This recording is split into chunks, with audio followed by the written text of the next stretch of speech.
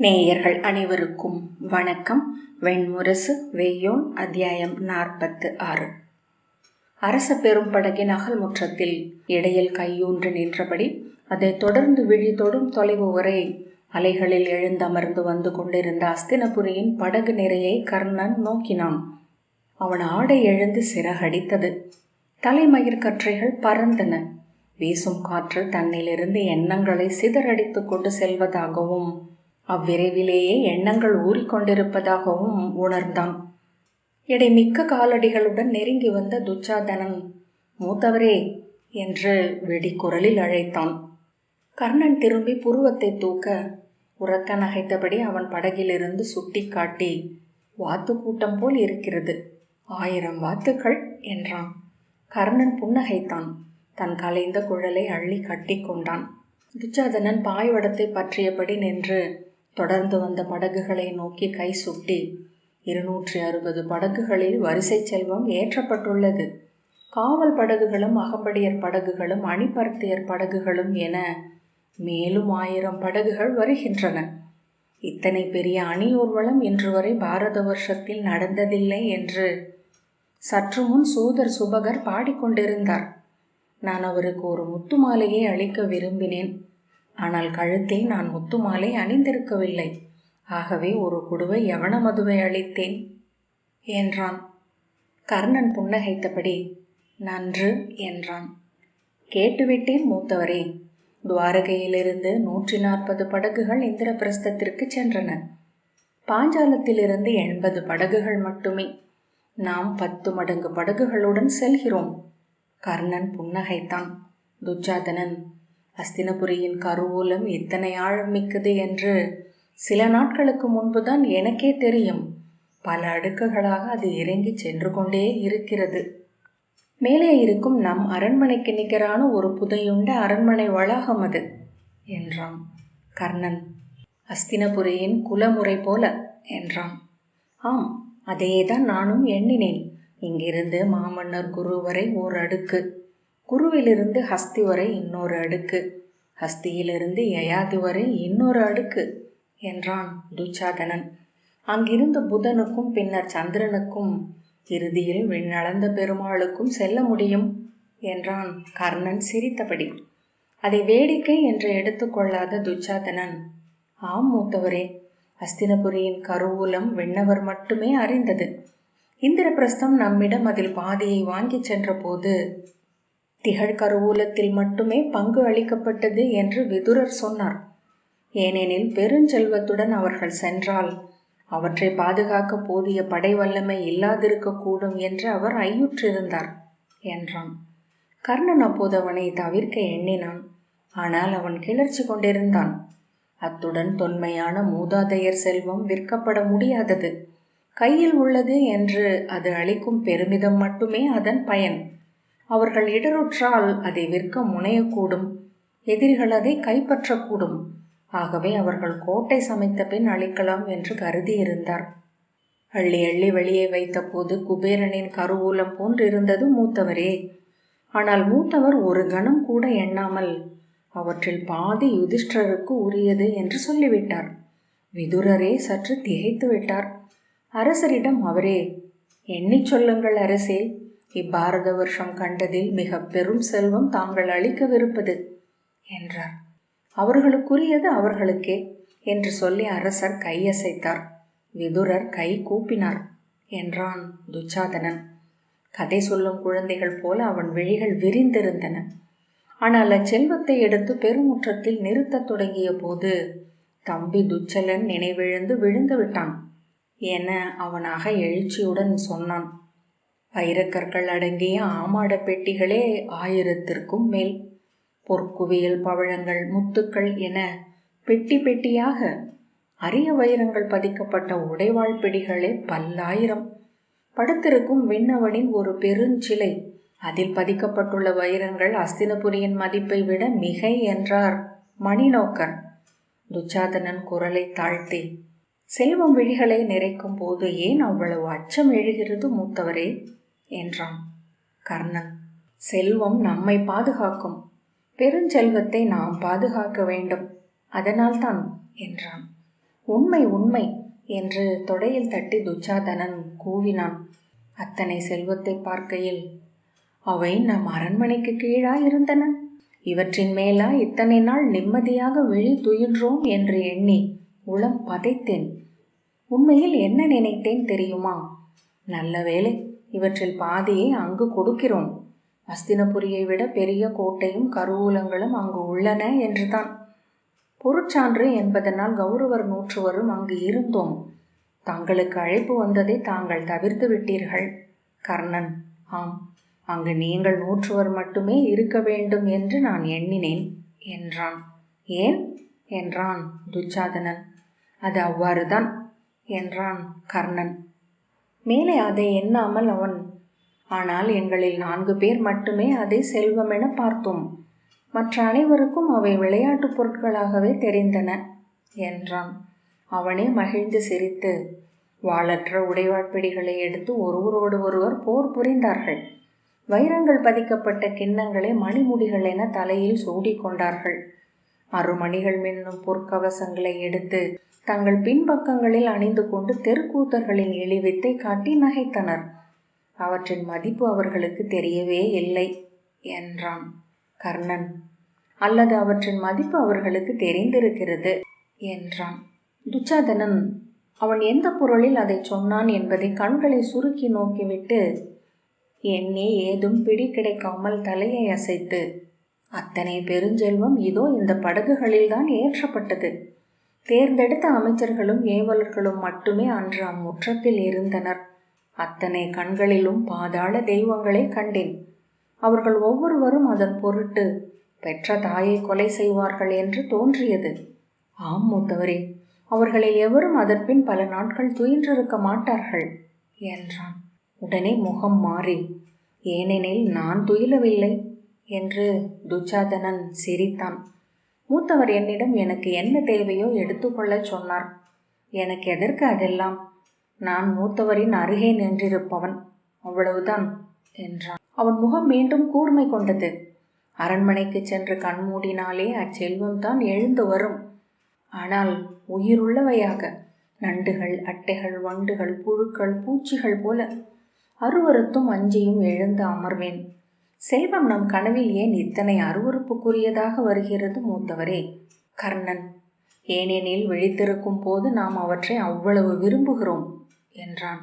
அதனாலா? நான் நெடுநேரம் ஏன் என்று எண்ணினேன் என்றான் துச்சாதனன் அதை புரிந்து கொள்ளாமல். அறைக்குள் இருந்து மூத்தவரே என்று உரக்க அழைத்தபடி துச்சலன் அவர்களை நோக்கி வந்தான். நாம் எப்படி இந்திரபிரஸ்தத்திற்கு செல்கிறோம்? கங்கையிலிருந்து யமுனைக்குள் சென்றுதானே? ஆம் என்றான் கர்ணன். அதை விட்டால் வேறு வழி ஏதுமில்லை என்று நினைக்கிறேன். அதிலிருந்த நகையாடலை உணராமல், ஆம், நானும் அவ்வாறு நினைக்கிறேன்.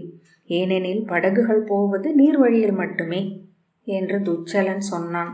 கர்ணன் துச்சாதனனிடம், என்ன ஒரு கூரிய பார்வை அல்லவா என்றான். துச்சாதனன் பெருமிதத்துடன், ஆம், அவன் எப்போதும் எண்ணி சொல் சூழக்கூடியவன் என்றான். கர்ணன் வாய்விட்டு சிரித்து விட்டான்.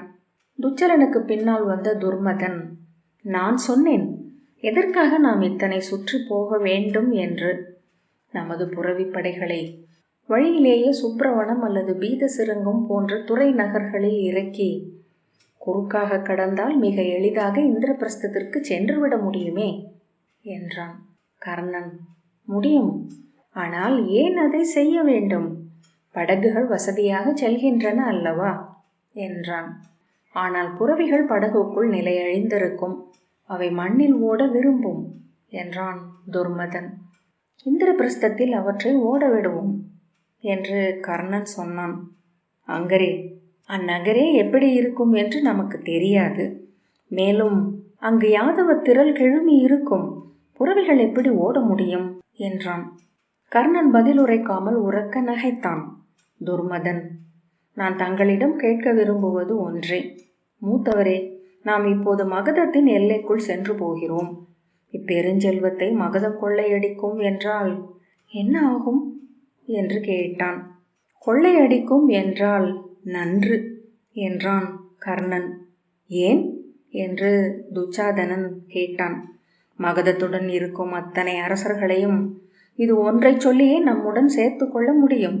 10 நாளில் மகதத்தை தோற்கடித்து ஜராசந்தனை அஸ்தினபுரியின் தொழுவத்தில் கட்ட முடியும். இப்பெருஞ்செல்வத்தை துளி கூட அழியாது மீட்கவும் முடியும் என்றான். அவர்கள் ஒருவரை ஒருவர் நோக்கி கொண்டனர். மாமன்னர் யயாதியின் காலத்தில் அரசர்கள் பிற நிலங்கள் வழியாக பயணம் செய்யவும் சீர் செல்வங்கள் கொண்டு செல்வதற்குமான ஒப்பந்தம் சௌனக தைத்திரிய குருகுலங்களைச் சேர்ந்த 108 முனிவர்களின் முன்னிலையில் நடந்தது. அஸ்தினபுரி உட்பட 56 நாட்டு மன்னர்களும் கோல் தாழ்த்தி அதை ஏற்றிருக்கிறார்கள். 56 நாடுகளிலும் அரியணைக்கு கீழ் உள்ள கற்பலகைகளில் அந்த ஒப்பந்தத்தின் அனைத்து வரிகளும் பொறிக்கப்பட்டிருக்கின்றன. அதை எவரும் மீற முடியாது. மீறுபவர்களை பிற மன்னர்கள் படை கொண்டு தாக்கி வெல்ல வேண்டும் என்பது நெறி. அந்நெறி அமைந்த பின்னரே இங்கே பெரு வணிகம் தொடங்கியது என்றான் கர்ணன். இளையோனே, இந்த பாரத வருஷத்தில் எந்த தனி நாடும் வல்லமை கொண்டதல்ல. நட்பு கூட்டுகள் வழியாகவே ஒவ்வொன்றும் வல்லமை கொள்கின்றன. வலுவான அறநிலைப்பாடின்றி நட்பு கூட்டுகளை முன்கொண்டு செல்ல முடியாது. அவர்கள் ஒருவரை ஒருவர் நோக்கி கொண்டு ஆம் என்றனர். கர்ணன் துச்சாதனன் தோளை தட்டி, ஒன்று மட்டும் புரிந்து கொள்ளுங்கள். அறவோன் என்று இருப்பவனின் வல்லமை என்பது அவனுடன் இணைந்து நிற்கும் தோழர்கள்தான் என்றான். அப்படியென்றால் செல்வம் என்றான் துச்சலன். செல்வமும் வல்லாண்மை விருப்பும் கூட்டுகளை உருவாக்கும். அந்த கூட்டுகள் ஒவ்வொன்றுக்கும் உள்ளே தனி கணக்குகள் இருக்கும். செல்வத்தை பகிர்ந்து கொள்வதில் பூசல்கள் நிகழும். அந்த கூட்டு நீடிக்காது என்று கர்ணன் சொன்னான். என்று அஸ்தினபுரியின் அரசர் இப்பெரும் செல்வத்தை இந்திரபிரஸ்தத்திற்கு அளிப்பதை நான் ஒப்புக்கொள்வதும் அந்த அறத்தின் பொருட்டே. இது சூதர் பாடலாகட்டும், நாடெங்கும் பாடப்படட்டும்.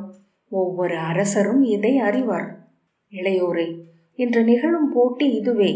அறத்தின் துலாத்தட்டில் எவர் தட்டு தாழ்கிறது என்பதே. இன்று வரை யுதிஷ்டர் பேரறத்தான் என்று சூதர்களால் பாடி நிறுத்தப்பட்டார். இப்போது நமது தட்டு தாழ்ந்துள்ளது. முறையான அழைப்பின்றியே உறவு முறை கொடிகளுடன் அரசர் கிளம்பியிருக்கிறார். நிகரற்ற பெருஞ்செல்வத்தை உடன் பிறந்தார் கொடையாக கொண்டு சென்று இந்திரபிரஸ்தத்திற்கு அளிக்கவும் உள்ளார். ஆட்டத்தில் இப்போது நாம் வென்றிருக்கிறோம்.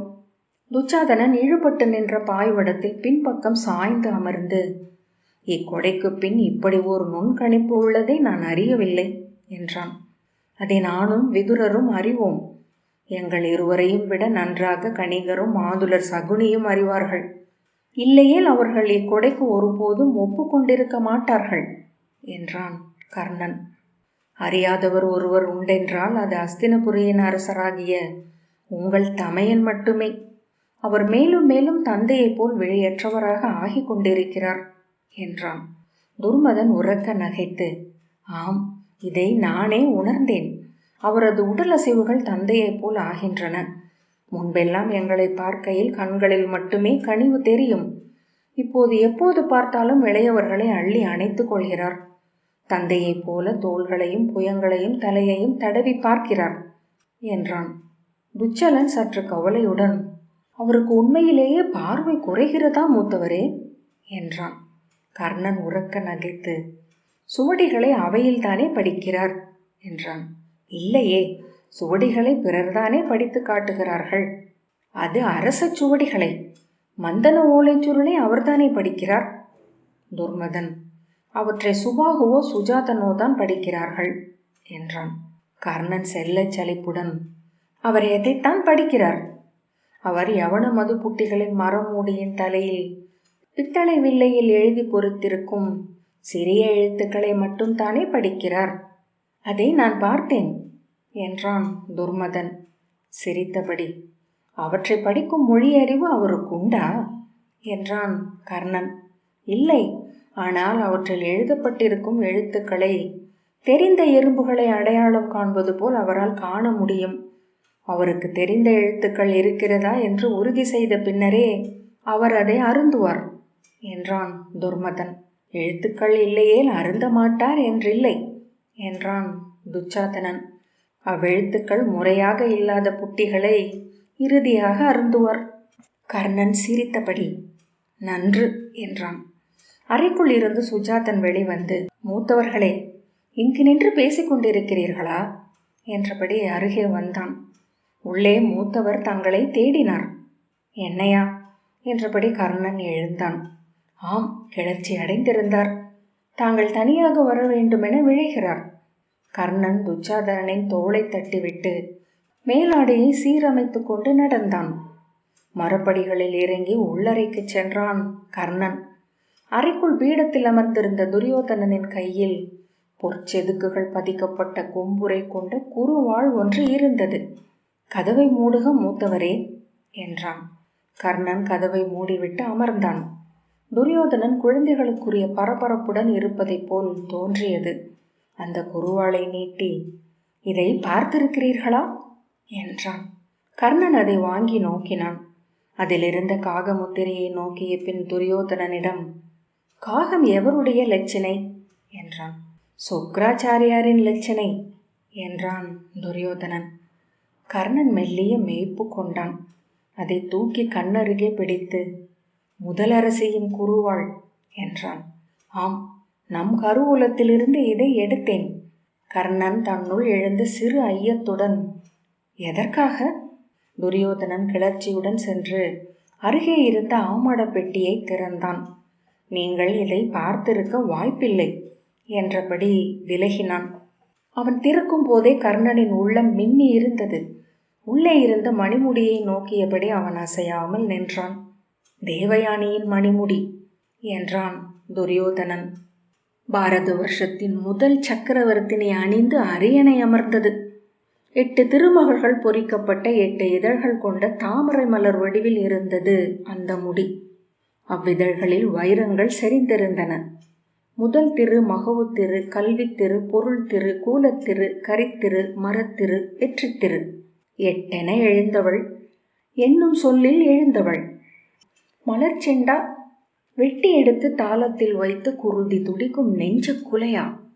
மண்வந்தரங்களின் தலைவரான பிரியவிரதரின் புதல்வி ஊர்ஜஸ்வதியின் கருவில் அசுரகுரு சுக்ரருக்கு பிறந்த தேவயானி எங்கள் முதற்றாதை யயாதியின் அரசியாக வந்து அரசமர்ந்த போது அசுர சிற்பி மயன் அனலில் எழுந்து அமைத்தளித்தது இம்மணிமுடி என்கிறார்கள்.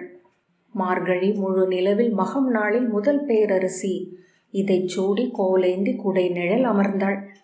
இன்றும் அந்நாளை அஸ்தினபுரியின் தென்மேற்கு மூலையை ஆளும் கலையமர்கண்ணி ஆலயத்தில் பெருங்கொடை நாளென கொண்டாடுகிறோம் என்றான் துரியோதனன். கர்ணன் விழியே என அதில் நட்டு நின்றான். ஒரு சொல் கூட இல்லாமல் சித்தம் ஒழிந்து கிடந்தது. அமைச்சர்கள் கலவரை பகுப்பின் போது இதை எடுத்து மேலே வைத்தனர். இதை பார்த்த கணம் என் உடல் மெய்ப்பு கொண்டது. இதை அவள் தலையில் பார்த்துவிட்டேன் என்றான் துரியோதனன். அவளுக்காகவே அமைந்தது போல் இருந்தது மூத்தவரே. வேறெவரும் இப்புவியில் இதை இன்று சூட தகுதி கொண்டவரல்ல. ஆனால் என சொல்லி உலர்ந்த உதடுகளை ஈரப்படுத்தி கொண்டான் கர்ணன்.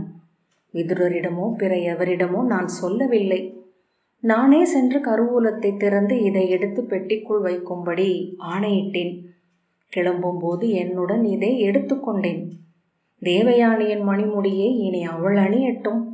மண்ணில் முதன்மை நகரின் அரியணையில் அமர்ந்து ஆளட்டும். முகம் மலர்ந்திருக்க துரியோதனன் அம்மணிமுடியை சுட்டி காட்டினான். அதன் மணிகளை பாருங்கள். முதலில் அவை நிறமற்ற தளிர்களாக தெரிந்தன. இச்செவ்வொளி பட்டதும் அரளி மலர் மூக்குகள் போல செந்நிற துளிகளாயின. பின்னர் குருதி துளிகளாக ஒளிவிடத் தொடங்கின. சற்று நேரத்தில் அனலென சுடர்வதை பார்க்கலாம். தொட்டால் சுடும் என்றும் வைத்த பீடம் பற்றி எரியும் என்றும் தோன்றும். ஆம் என்றான் கர்ணன். பேழையை மூடிவிட்டு துரியோதனன் வந்து அமர்ந்தான். அஸ்தினபுரி அவளுக்கு அளிக்கவிருக்கும் பரிசு இதுதான். இளைய யாதவனோ பாஞ்சாலனோ அளிக்கவிருக்கும் எப்பரிசும் இதற்கு நிகரல்ல. கர்ணன் பெருமூச்சு விட்டான். துரியோதனன் கிளர்ச்சியால் உடைந்த குரலில், மூத்தவராக நீங்கள் அவை எழுந்து நின்று அறிவியுங்கள். இதோ அஸ்தினபுரியின் கொடை என இதை நான் எடுத்து உங்கள் கைகளில் அளிக்கிறேன். அவள் அணிந்து ஆளும் முடி உங்கள் கைகளால் அமையட்டும் என்றான். என்ன சொல்கிறாய் மூடா என்றான் கர்ணன் மிகவும் தாழ்ந்த குரலில். மூடா மூடா அவன் தலை தாழ்த்தி மண்ணை நோக்கி, நான் உங்களை அறிவேன் மூத்தவரே என்றான். மூடா மூடா என்றான் கர்ணன். ஆம், மூடனே நான்.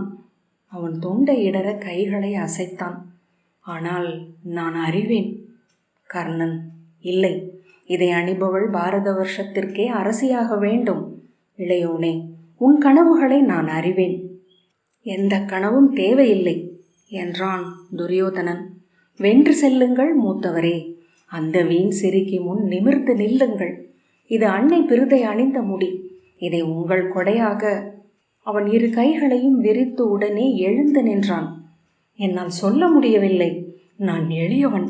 தெய்வங்களே, மூதாதையரே, நான் என்ன சொல்வேன்? அங்கே உன் மாதுளர் ஒருவர் அமர்ந்திருக்கிறார் இளையோனே. அவரது கனவுக்கு உன் வயதளவே மூப்பு. கணம் கணமென பகடையுருட்டி ஊழ் நோக்கி அமர்ந்திருக்கிறார். துரியோதனன் உடைந்த கண்கள் நிறைய விரல்களால் அழுத்தி கொண்டான். ஆம் என்றான். அவருக்கு நான் மறுபிறவியில் கடன் தீர்க்கிறேன். அவர் மைந்தனாக பிறந்து நேர் அளிக்கிறேன். இப்பிறவியில் ஒரு கடன் மட்டுமே. கர்ணன் மேலும் ஏதோ சொல்ல எண்ணி வாயெடுத்தான். சொல்லின்றி தத்தளித்து தன்னுள் விழுந்தான். அந்த கணம் அவர்களை சூழ்ந்து கொண்டது. வெளியே கங்கை படகை அரைந்தது. தொலை தூரத்தில் காற்று மரங்களை சீவி பெருகியோடியது. மிக அருகே ஒரு படகு சூதர் பாடல் ஒன்றுடன் கடந்து சென்றது. கர்ணன் எழுந்து ஒன்றும் சொல்லாமல் நடந்து படிகளில் ஏறி மேலே சென்றான். பெய்யோன் 46வது அத்தியாயம் இத்துடன் நிறைவு பெற்றது. நன்றி.